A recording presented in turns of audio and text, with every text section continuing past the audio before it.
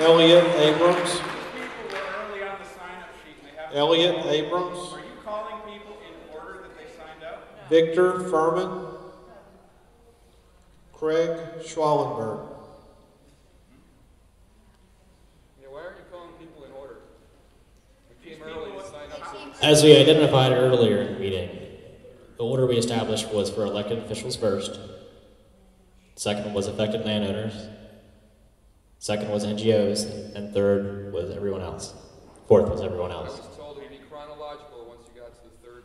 The remainder was chronological. Doesn't sound like it. We haven't impacted the landowner about page 1. Two, sorry. Missed somebody. Looks like you missed a couple people. I was on page 1. What was the name of the persons that we missed?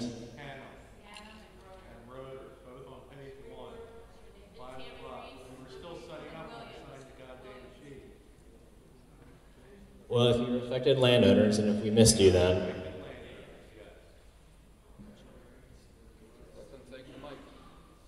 Mr. Ham?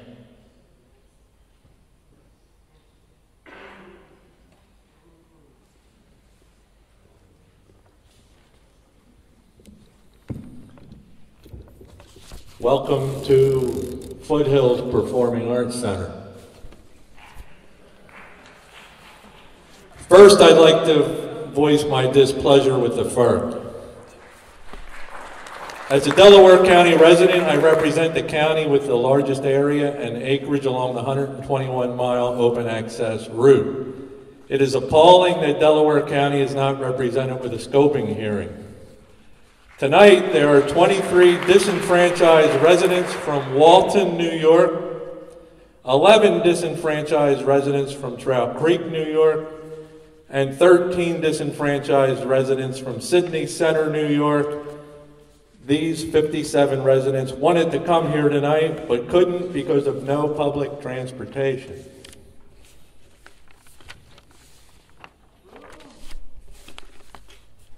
Howard Hannum, H-A-N-N-U-M.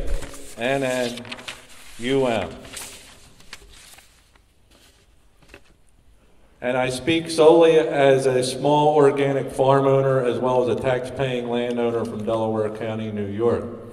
A retired gas company vice president once told me, and I quote, "Pipelines leak, that's what they do," unquote. Tonight, I oppose the Constitution Pipeline, and I speak in regard to the damage being done to the Susquehanna River. If this 30-inch unlimited access distribution line is allowed to be constructed, it would cross the river in at least 2 places and maybe 3 depending on which route you look at, and be placed within 500 feet of the river for many miles, which would literally destroy the river basin and its surrounding wetlands. With a long history of accidents on their resume, Williams Partners cannot be allowed to move forward with this project.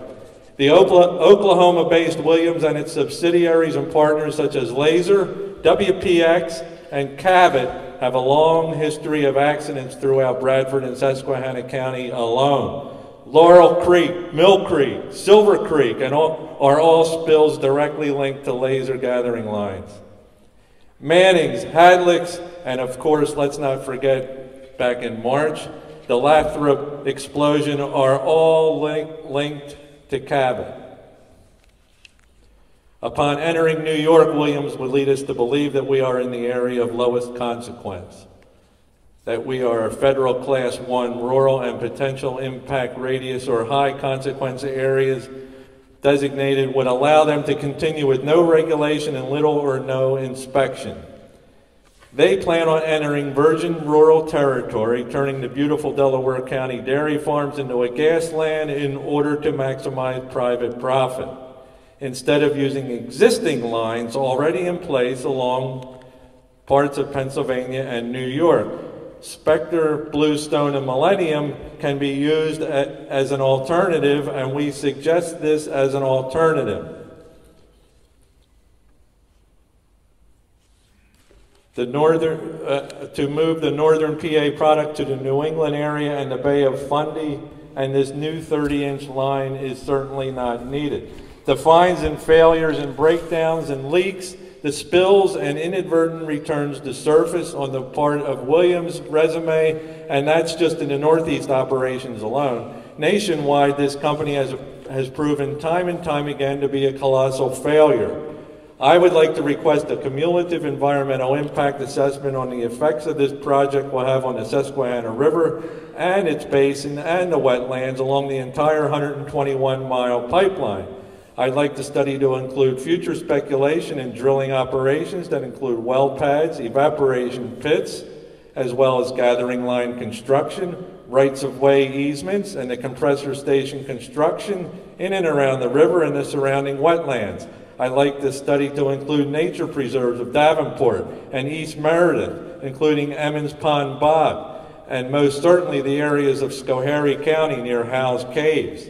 The Susquehanna River is a very unique river in many ways.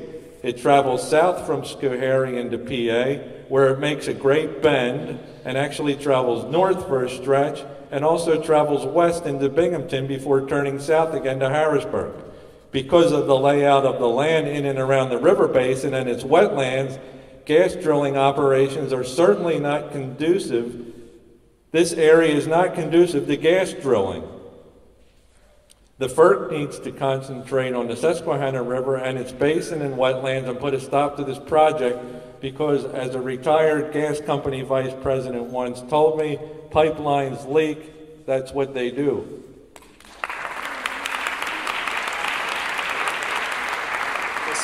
Tammy, Ms. Rice, is that correct?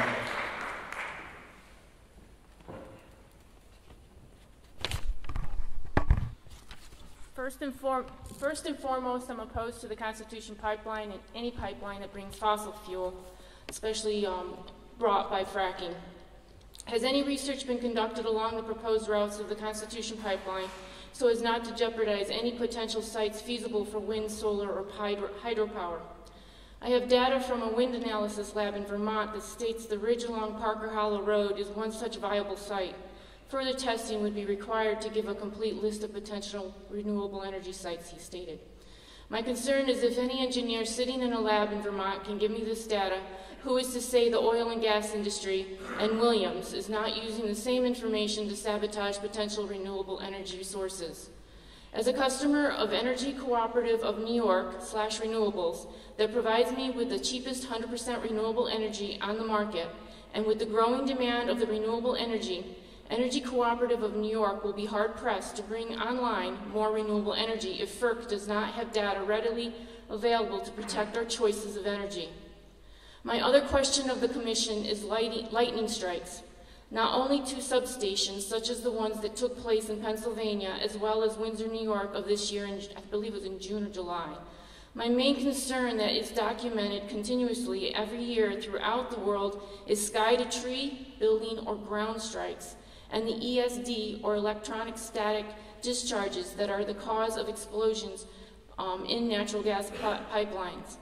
I realize there is a chapter, the NFPA 780 covers lightning protection on gas pipelines. With the numerous lightning strikes and so many variable surroundings causing and effects of natural gas explosions by lightning strikes, with many incidences, loss of life and property have occurred.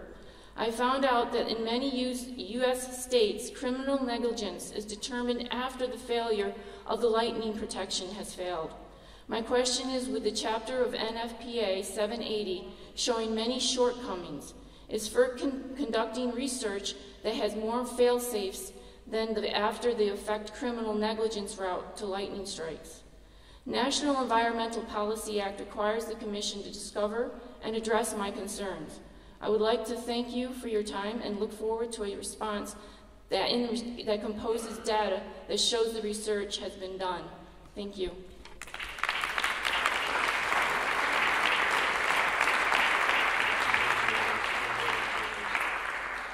Clark Rhodes, Louise Johnson, Andrew Masor,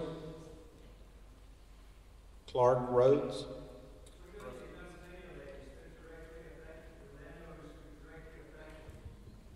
Ms. Ritter, you can go next after.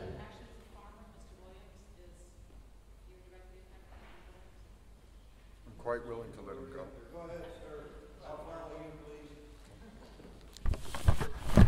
My name is Clark Rhodes, and my documentation started when I read the pipe accident report by the National Transportation of Safety. And through that, it allowed me to compute the following. The Carlsbad pipeline exploded, and there were 12 people who were 675 feet away from it. They were all burned to a crisp. There was a river right next by. Some of them jumped in the river, but they all died. From that, from the diagram on page 4, which is an aerial picture of the site, I was able to compute the following. And this is limitations of the photograph. It was 2,225 feet across the river that the vegetation in August was burnt. The trees were green at that time. They were getting the water from the river that passed by it. So and this was 625, it was a 30-inch pipeline. Now we're going to put a 30-inch pipeline past, running up, down, running at a maximum pressure of 1,450 pounds. Now from that, I compute a 4,350 kill zone. Any trees where the infrared radiation was so intense that would cause green leaves to shrivel up, burst in trees, and burn the trees is certainly going to cause third-degree burns. So we must take that as a given fact. It's all in my report, which is 31 pages with 12 attachments. Taking into consideration the 3150, we now have the line going besides Worcester, as Uni Blake mentioned. The pipeline, if it exploded in the area of Worcester, would totally wipe out the town of Worcester. That's all in here also. The diagram, where the pipe is located, it's easy for you to ascertain that. But what I would like you to consider, oh, by the way, that would include children with over 400 students in it and approximately 50 adults. It would take out the town hall, it would take out the emergency service, it would take out the fire department. The cost would be incalculable. But what I would like FERC to do is reconsider what you consider concerned properties or affected properties. Because if the pipeline has a kill zone, a minimum kill zone of 4,350 feet, I think that these people should be informed of this.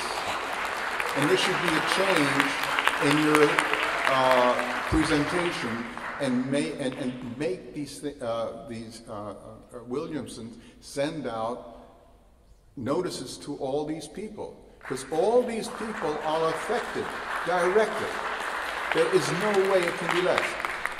In this document is the scientific evidence of what I say. I would like to go to another part of it, which is the forensic seismology.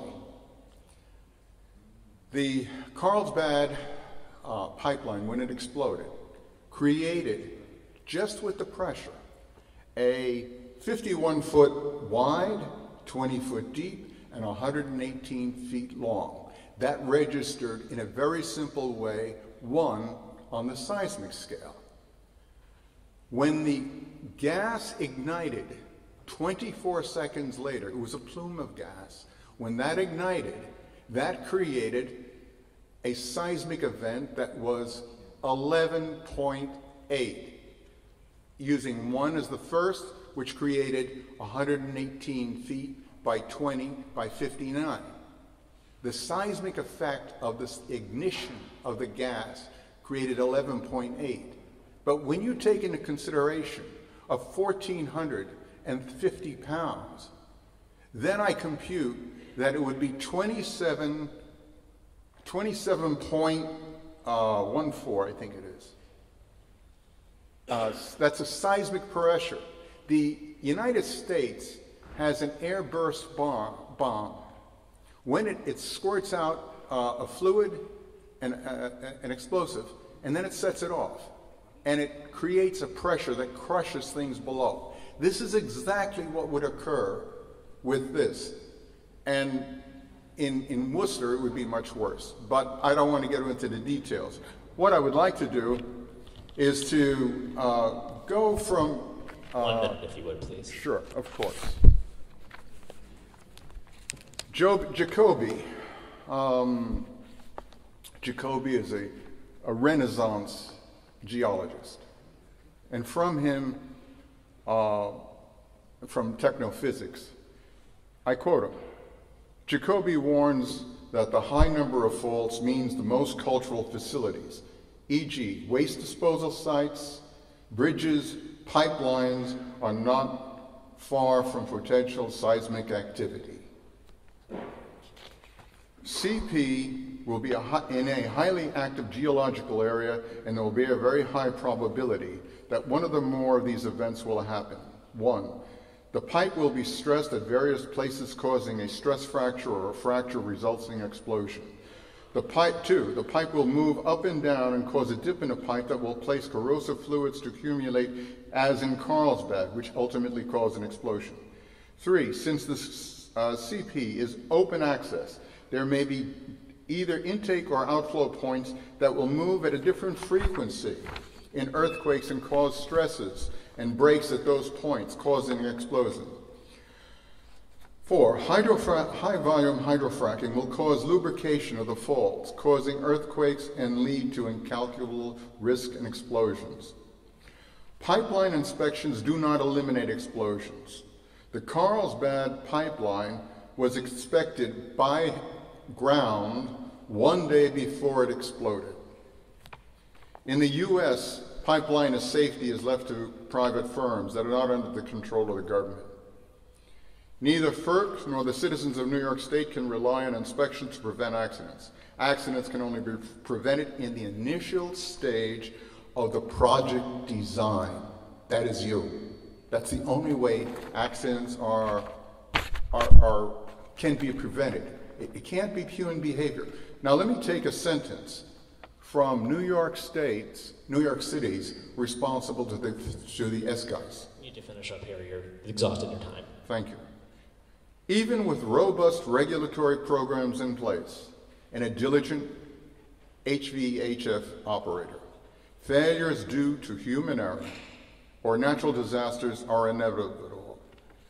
Because of the overwhelming evidence presented, FERC must deny the Constitution pipeline as shown in the primary blue line and in the alternative red line. Thank you.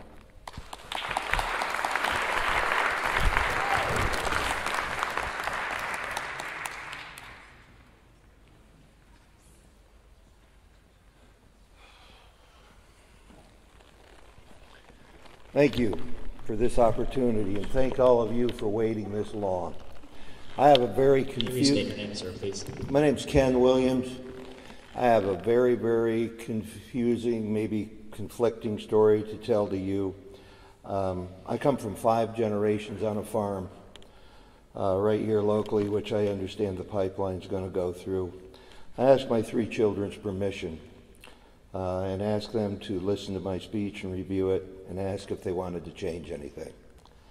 I'm a 50-year survivor of I-88, and it saved my parents' life 3 times by getting him to Albany Medical Center.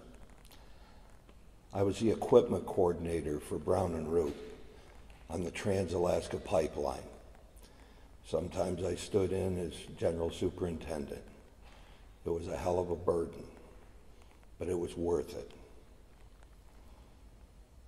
I came back to build my house within 300 yards of the TEPCO pipeline. I've found it to be a very good neighbor. I tell the truth. I'm interested in evidentiary facts. I'm interested in linear logic, and I'm interested in scientific data. I'd like to see this pipeline built on top of what they call the South Hill Corridor. It's got the least effect on people, infrastructure, materials, floral, fauna, and the environment.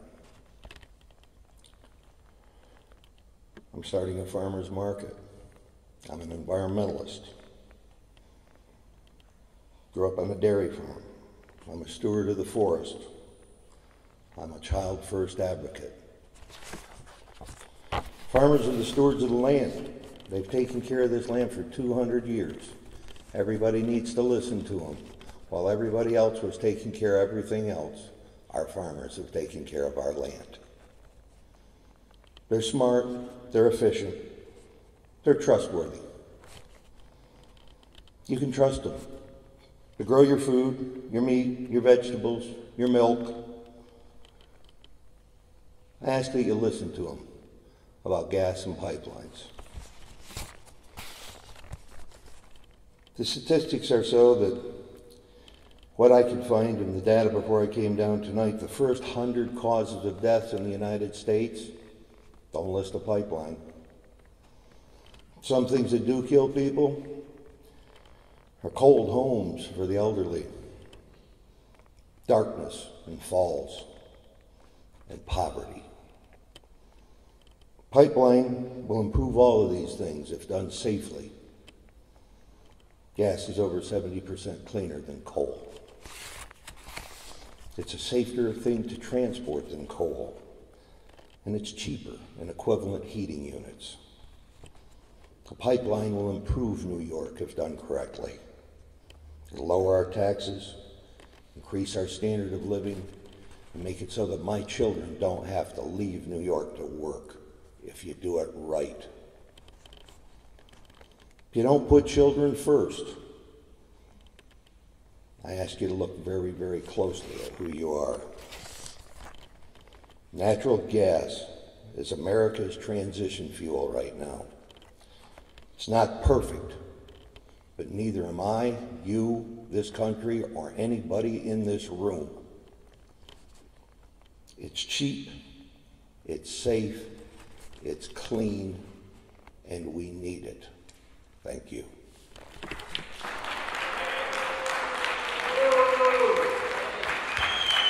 Louise Johnson. Go ahead, Ms. Ritter. Thank you.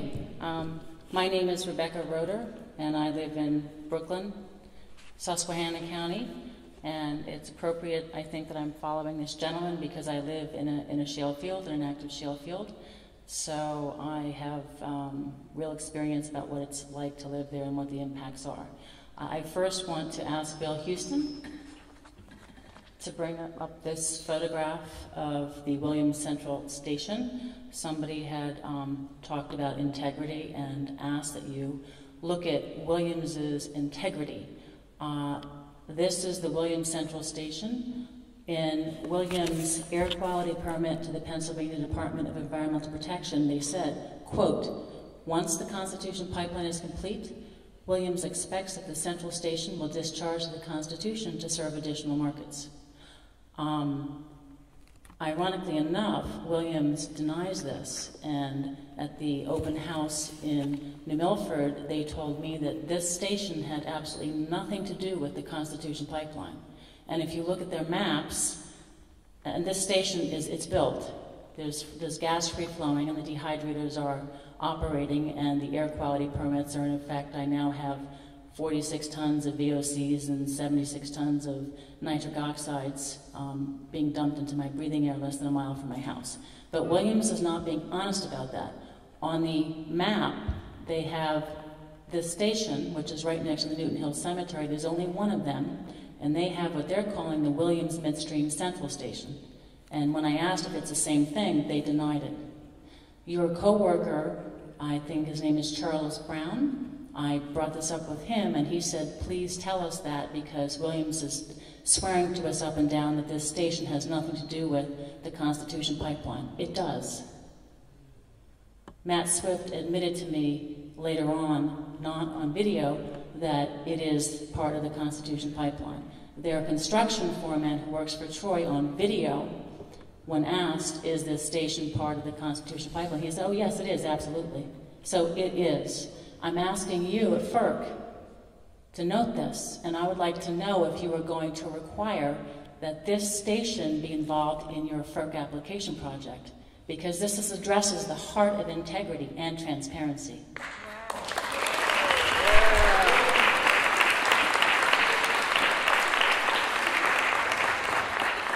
I have a heart, and Wes Gillingham talked about a bridge to nowhere. Well, Williams wants us to believe that this is a station to nowhere, because they've already brought in gathering lines from well pads on my hill directly to this station, and that's where the gas is free-flowing. So the gas is going to this compressor station, and now it's going down to the Lathrop compressor station. So it's going the wrong way. So my point is, if all they wanted to do was send this gas to market, they would have had the gathering lines go directly to Lathrop. That's not what they did. They went out of their way and connected these gathering lines to a station to nowhere. So I full well suspect that this is going to go up to Penobscot, Maine, to an LNG export facility. Yes. And I just found out today that in Searsport, Maine, I forget which large oil gas company it is, they're already planning to have LPG tank farms. Sunoco. So, and if you look at the Constitution pipeline route, it goes right up to Maine. Right up to Maine. And if they're going to transport the gas there, liquefy it, the byproduct, one of the byproducts will be LPG. So they are already putting into action having the LPG storage tank farm, a tank farm in Searsport, Maine. It's in the paper. Read it. Just research it. So it's up to you to pay attention to this. And I also, I think also that you need to look at the impacts of drinking water in my county, because pipeline installation has impacted drinking water. I don't know that FERC has contacted any of the people with impacted drinking water from pipeline. You should, because I know 3 people just personally who had their springs impacted by simple installation of pipeline, and then 2 people with drilled water wells with casing. Their wells were impacted by directional drilling. And Rockford, on my hill, is using a diesel-based drilling mud for directional drilling to install pipeline. And Rockford is doing the pipeline installation leading up to this Williams Central Compressor Station. I honestly think that you really need to look at whether there's a need for the Constitution pipeline, because I believe the Millennium and the Bluestone already are moving product to the East Coast. And there was a comment, I think her name is Nicole, she's the antitrust lawyer. She talked about the concept of vertical integration. Well, FERC, my understanding, regulates commerce. You're not regulating this pipeline primarily because it's larger and it will have more possible public safety risk because of explosion, class 1, thin pipeline, all of that stuff. This audience is well educated about that. You regulate commerce. And so clearly the transmission line that Williams is applying for, they're admitting that that's going to be moving product to market. Well, all of the gathering lines that are going through my yard, my neighbor's yards, are going to dump into that transmission line and move it to market. Nobody's buying gas along those gathering lines, so why isn't that part of the FERC project?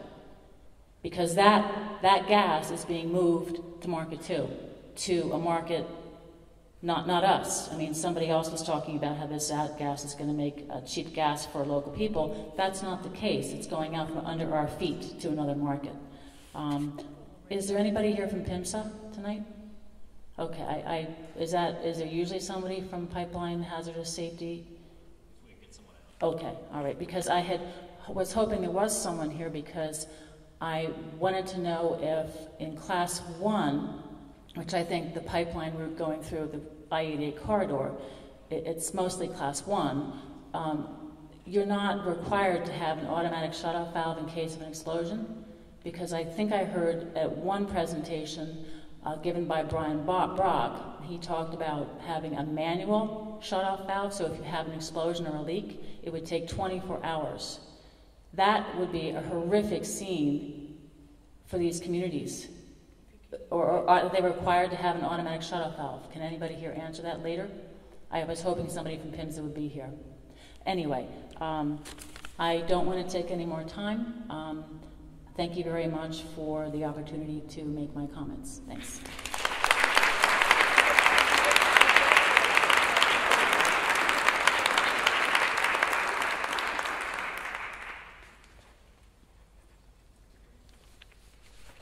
Good evening. I'm Louise Johnson. I live 2 miles from I-88, and so that puts me 1 mile from the minimum kill zone of a gas pipeline explosion and fire. A previous speaker just told you that he extrapolated that minimum kill zone figure of 4,350 feet, a little less than a mile, from the El Paso, New Mexico explosion, and recovered a lot of data to prove that. What I came here for tonight was really to tell you that I live also over a major earthquake fault line, and because I live 2 miles from 88, I live 2 miles from several major fault lines. And I came to show you the map of the 2 parallel, enormously long fault lines that travel along the I-88 corridor, going west from Wright, which is where the compressor station ends, and all the way down through Colbiskill, through Worcester and Otsego, through Delaware, through Broome. And this same 2 parallel earthquake faults travel into Pennsylvania. You have to see this to believe it.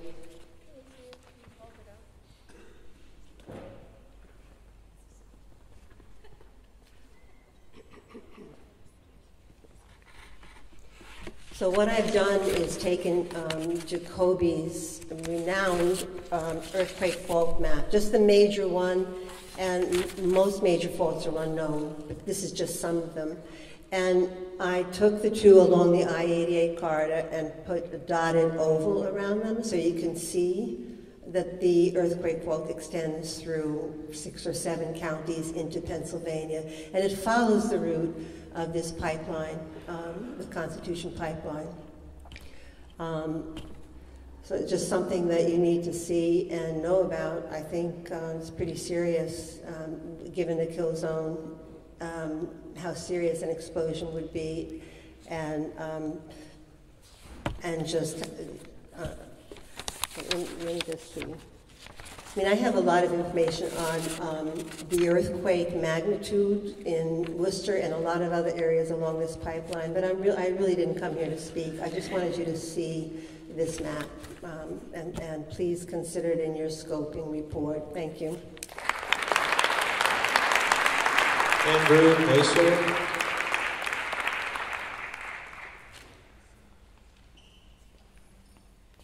It's Andrew Mason, M-A-S-O-N.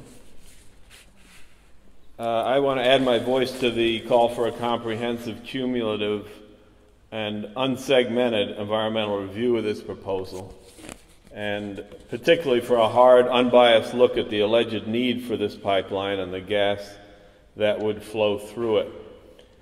I would remind your agency of the great authority that is granted to you to allow private property to be taken from citizens against their will, and of the equally great responsibility to not abuse that authority. FERC has a long history of sharing a bed with the energy industry. This shameful history should not be allowed to continue here.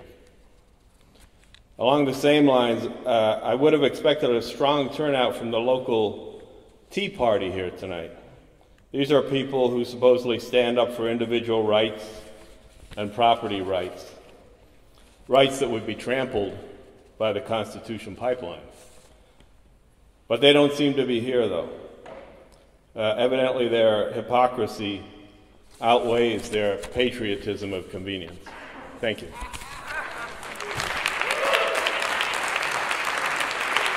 Eugene Marner, Lottie Marsh,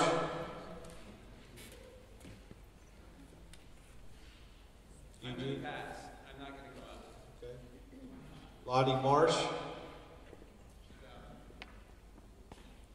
Pete Bevilacqua,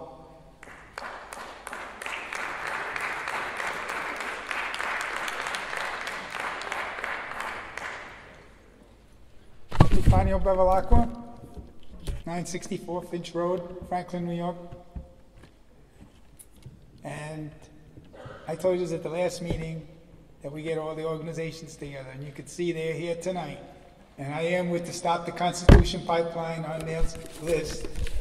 So if they think they can come here and drill, they're not going to put no pipelines in Delaware County or anywhere in New York. This has to stop here now. It has to be criminalized. And we will do it. I told you over there in Milford, and I told you that most of these people should be competent persons, should be locked up, and I don't see nobody getting locked up. All I see is fines, and everybody just gets fined. Lock up the people, all the damage. You already have 46,000 people from Great Bend getting polluted water in Binghamton, at the cot, and I have cousins there. I have a daughter in Binghamton, and she's getting fed the water that they're polluting already. So if they think they're going to come here in our backyards in New York, pack up and leave. Don't even bother. We told you we're going to put you in litigation. You're not going to do it, and Governor Cuomo knows it too, and his office, and Donna Lopato, I called her office, and they know that it's going to go into litigation. So pack up your bags and leave New York now. Don't even bother, waste your money and time, and don't waste ferc's time and anybody else's. Get out now. We're going to come after you. I told you that in Milford, Pennsylvania. And I'm telling you here, you're in my backyard. Get the hell out. Let's tell them now. Everybody get up. Tell them get the hell out. They're right there. Tell them get out. Get out. You're here in New York. You're in my backyard. You're not going to elude. You're not going to ruin my $1 million that I worked for, everybody else's millions. Just to profit the oil company and the oil mafia politicians. That's what it is, down bottom. I'm Sicilian, I'm not afraid of the mafia.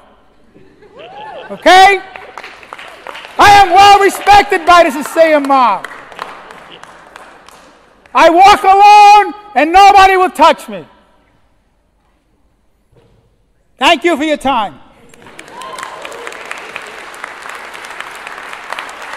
Connie Lowe. One more thing. Intimidation with eminent domain. They've been doing that before you even gave them a permit. So this should be disqualified right here, right now. Ban the whole project.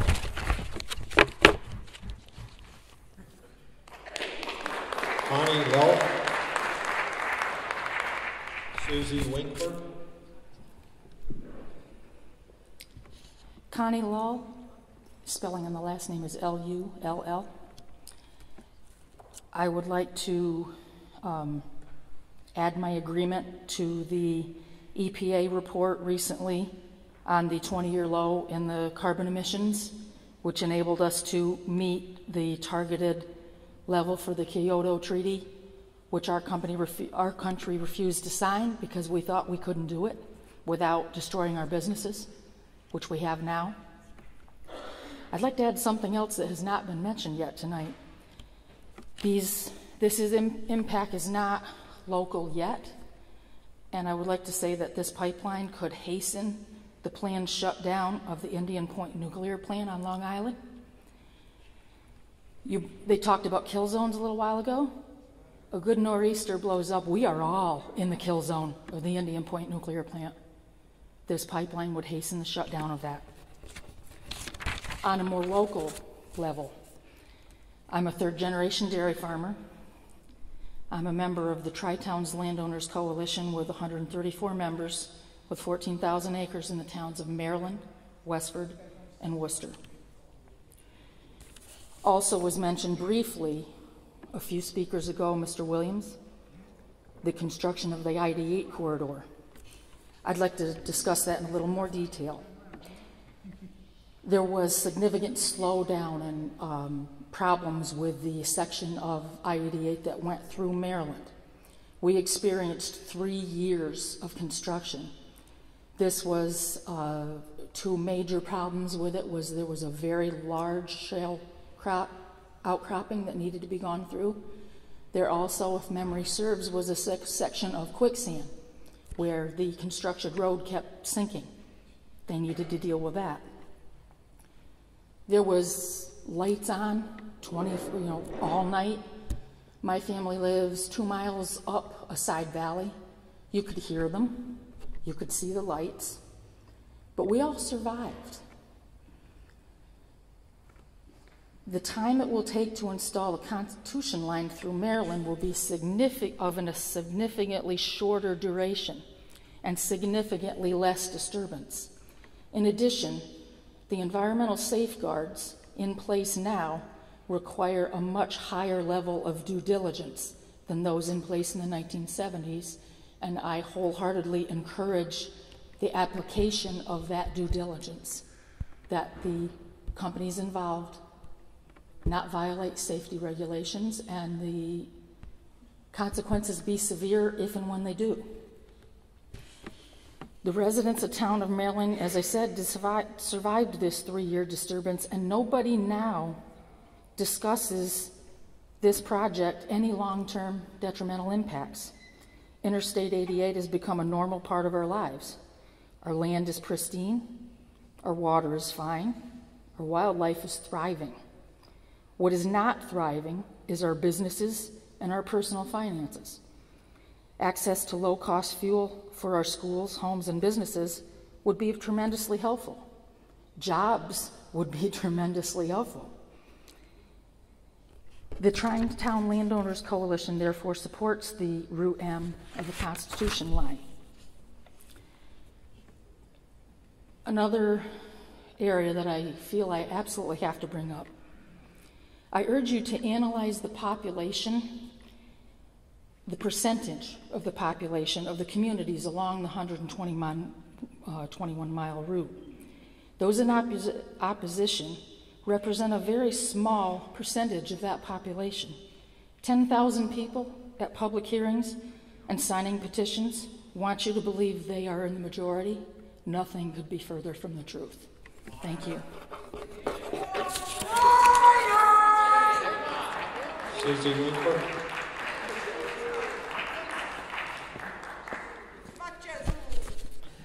Thank you. The Constitution Pipeline is all about fracking. The applicants' route alternatives are proof that they are not in search of the safest and the most cost-effective path for the transportation of the gas. Cabot Williams is looking to expand their tentacles into our communities so that they can, in the future, as their real plans are revealed, be within reach and poised to bleed our counties dry. In my opinion, it is no longer acceptable for the FERC to permit with blinders when in state after state and country after country, the evidence mounts that the shale gas fracking cannot be done safely. The applicant's shameful safety record speak for themselves and confirm that neither company has ever been concerned about being a good neighbor. As per a recent eye-opening report done by Earthworks Oil and Gas Accountability Project, we know that this country's regulatory systems have not and will not be able to enforce even the low standards set by the DEPs and the DECs. For instance, Pennsylvania recommends that at least 5 inspections of each well happen during the drilling and completion stages, and at least 1 inspection per year thereafter for producing wells. But according to the Pennsylvania data from the DEP, in 2010, the agency's 84 inspectors inspected only 8,565 wells. That means that more than 82,000 wells, or 91% of the state's active wells, were not inspected that year. When this deplorable enforcement record does find violations in the public is faced with yet another layer of industry game playing. I'm referring to the environmental law and safety violation exemptions. For example, the oil and gas workers have exemptions for highway traffic safety rules that allow them to work longer hours than most other industries. The National Transportation Safety Board strongly opposes these exemptions. Not only in the industry exemption from the laws, but they are also exempt, I'm sorry, I'm tired, but they also receive billions of dollars in tax breaks from the federal government. It is exempt from at least 8 different health and safety laws. These laws were designed to protect us, the citizens of the United States, but by allowing the industry to pollute our air and water, to negatively affect our health, to degrade our forests and wildlife habitat, we give this industry more subsidies. The loss of wildlife, the value of the lost wildlife is not their concern. Will the gas industry pay for the cost of your child's asthma treatments? In the years to come, once the industry leaves our towns, who will take responsibility for the deteriorating infrastructure? They profit while we pay. I want FERC to study and describe in the EIS so that regulators and the public can understand all of the exemptions and the tax breaks that will be used in this project. FERC should identify in plain English what exemptions will apply in the construction phase of the project. FERC should also identify the exemptions that will apply in the operation of the pipeline and all the infrastructure, including, but not limited to, the dehydration systems, the compressor stations, gathering and delivering lines, the entire build-out of the proposed Constitution pipeline, and the shale gas fracking industry that we all know it's intended to support. Thank you for your patience. Greg Schwallenberg.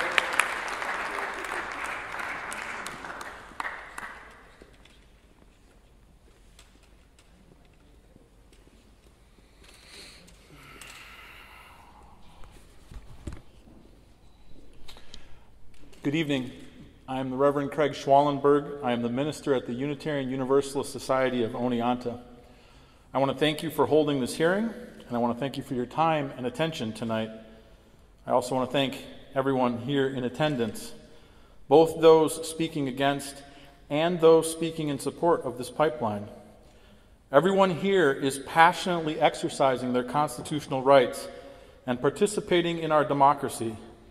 And everyone here, regardless of their position, deserves the right to be heard and deserves to be treated with respect.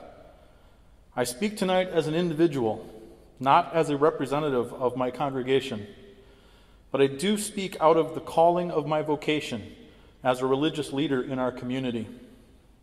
There are many faith traditions represented in upstate New York and likely in this very room. These faith traditions and those who are religiously unaffiliated, agnostic, and atheists all have some principles in common, our common ground. One, we are all called to care for our neighbors, and our neighbors include all people, especially those who are less well off, the marginalized, and all those without a voice. We are also called to care for, to provide stewardship to, this world we live on and with. Balancing these two principles is where we find the conflict today. Many of those who are in support of this pipeline are operating not out of greed, but out of fear for their economic survival.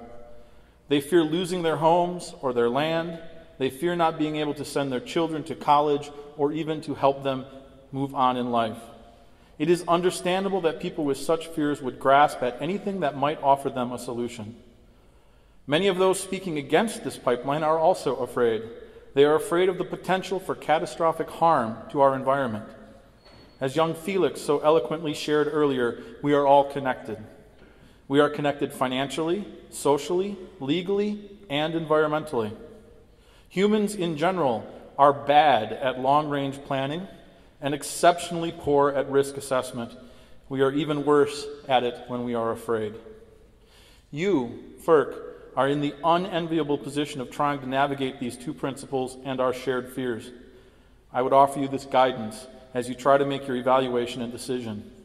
If we are wrong about this economic cost of not building this pipeline, then we can and we must find a way to help our neighbors who are at risk or are already suffering from economic ruin. If we are wrong about the environmental cost of building this pipeline, the potential damage to our natural environment, the air, the water, the land, and our economy would be beyond our ability to address, possibly for generations. Putting in rules and expecting our fines to cover the cost of repairing our environment is not realistic. I stand here urging you, when you consider the environmental and economic impact, to consider the long-range effects and the relative potentials of harm. And regardless of how FERC rules, I encourage everyone here to work both for the protection of our environment and for economic justice for everyone in our beautiful state.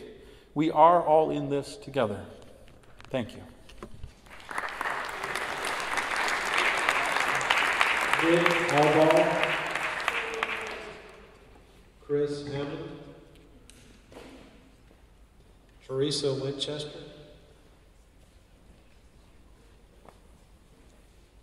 Nick Albaugh, are you here?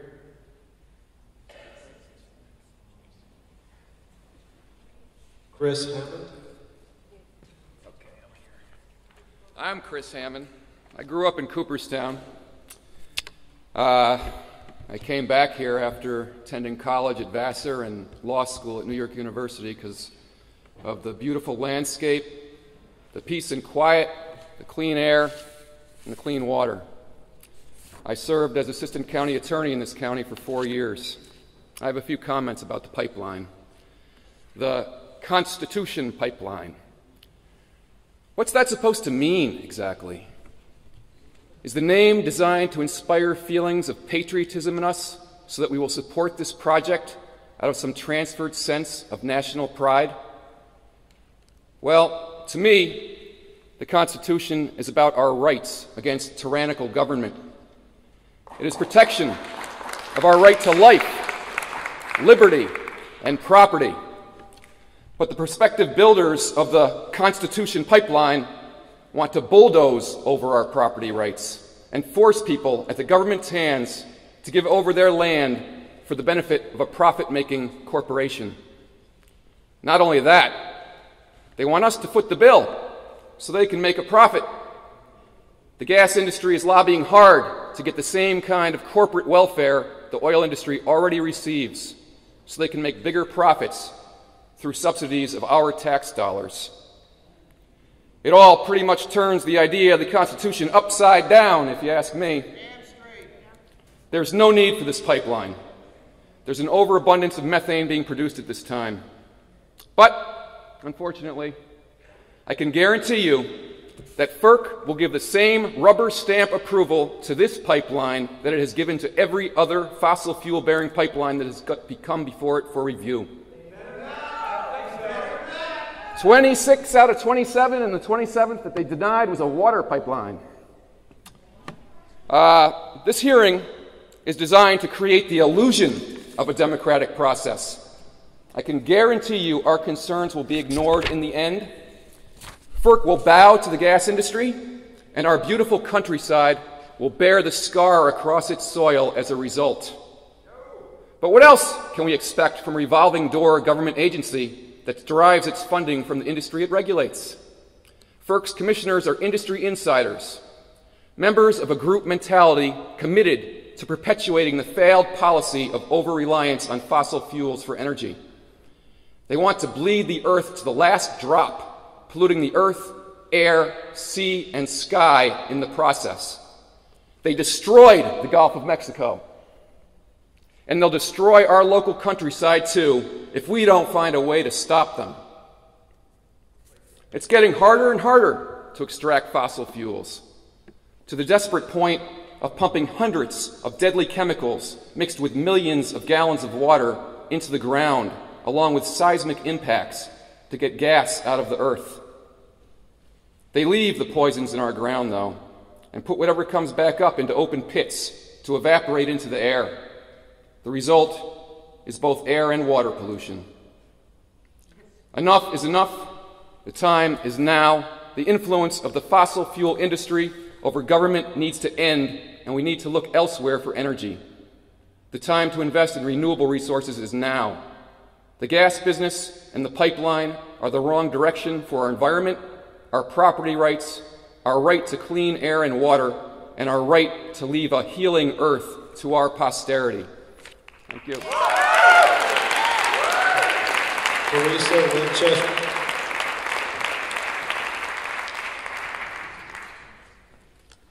My name is Teresa Winchester, Teresa without an H. Winchester is in the cathedral, not the rifle. I'm a resident of, and I would like to thank ferc for the opportunity for us to exercise our right to free speech tonight. I would also like to ask that you, even though I'm a resident of Otsego County, I would also like to go on record as requesting a hearing in Delaware County for reasons already expressed. I think that's obviously a fair thing to ask. I would also like to ask for an extension of the public comment period. The time that the public has been given to learn about and comment on this is ridiculous, and we want more time and need more time. My remarks are humble compared to the other statements that have been made tonight, but I'm going to make them nonetheless for the record. I would like to call for impact studies on the multiple environmental impacts that the pipeline, the so-called Constitution pipeline, will have. I would like for there to be studies on the multiple safety hazards of the pipeline. I would like there to be studies on the negative economic impacts, including loss of property values, that the pipeline will have. I would like to see an economic and social study of the private benefits versus the social risks of the pipeline. And I would also like for you, as you consider the EIS, that you keep in mind the many deer and rabbits and raccoons and birds that were unable to make it here tonight to express their concerns. As you go about your reviewing comments and information that's been sent to you, you may come across a resolution that was passed recently by the Otsego County Board. I would like for you to consider that as a rogue resolution that was passed by an uninformed and ignorant county board.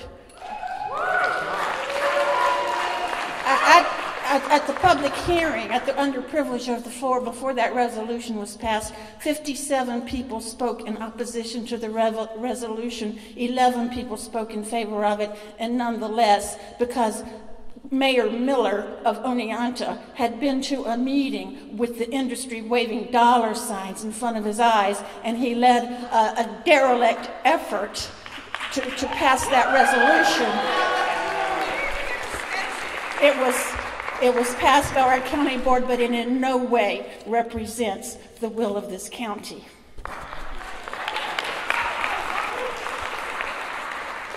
I'll now read my prepared remarks, which are based on science and economics, not emotion. To preserve our planet, we must reduce the amount of CO2 in the atmosphere to below 350 parts per million. Our current level is well above that at 392 parts per million. A report published by McKinsey & Company calculates that widespread deployment of energy efficiency measures can decrease consumption by 23% of projected demand by 2020. What's more, such measures would result in a $1.2 trillion savings, far more than the $520 billion investment required to implement them. Therefore, I asked ferc to consider the following as preparation of an EIS related to the unconstitutional pipeline.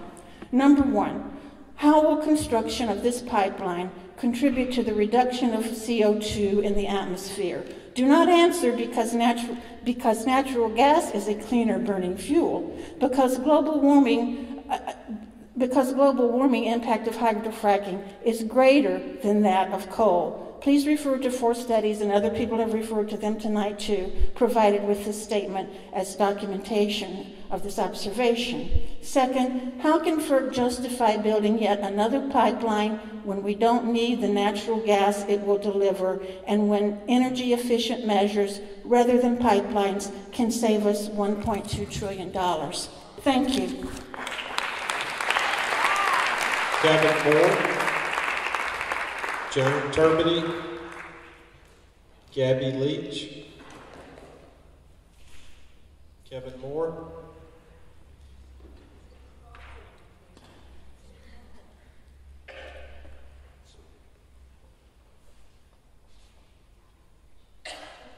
Joan Turbity,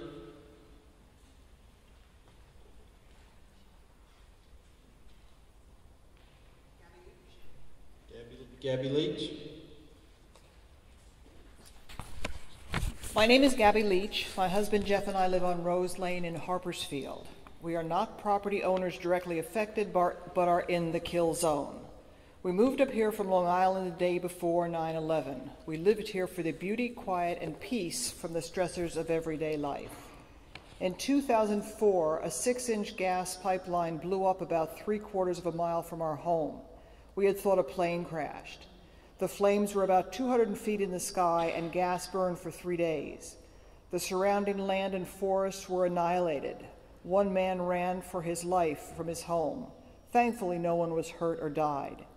We all still think of that explosion, especially now with the pipeline at our back door. I would like FERC to study the stress that this pipeline is placing on the people who are directly and indirectly affected. I would like FERC to talk to people about the levels of stress this pipeline and the impending fracking has placed on their families, ask them about the loss of sleep, health issues, and difficulty concentrating, and how much of an impact the pipeline has had on their nightly dinner conversations. Ask how it affects our children and grandchildren. Children hear their parents and grandparents talking about the issues, their concerns and worries. It is then the issues, concerns, and worries of the children. These children who inherit the farm, homestead, or business will be forever concerned about the what-ifs of the pipeline and the fracking to follow. We are worried about our mortgages and the ability to refinance.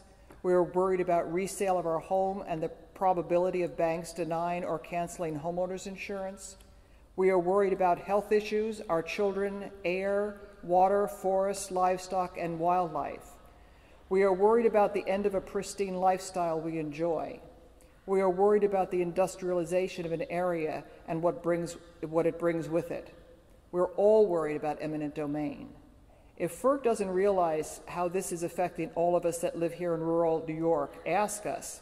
I think we'll tell you. I would like FERC to document the comments from landowners on stress levels, sleep disturbance, health issues, appetite, and family conversation. This topic is all-consuming. We are constantly worried about the effects this pipeline will have on our lives, health, etc. We live here to get away from the stress, and Williams Cabot has brought that stress right up front and personal. Worry greatly affects health and the ability to live our lives in the way that we all imagined. The Fifth Amendment states, "No person shall be deprived of life, liberty, or property without due process of law, nor shall private property be taken for the public use or private gain." Thank you. Kate Ryan.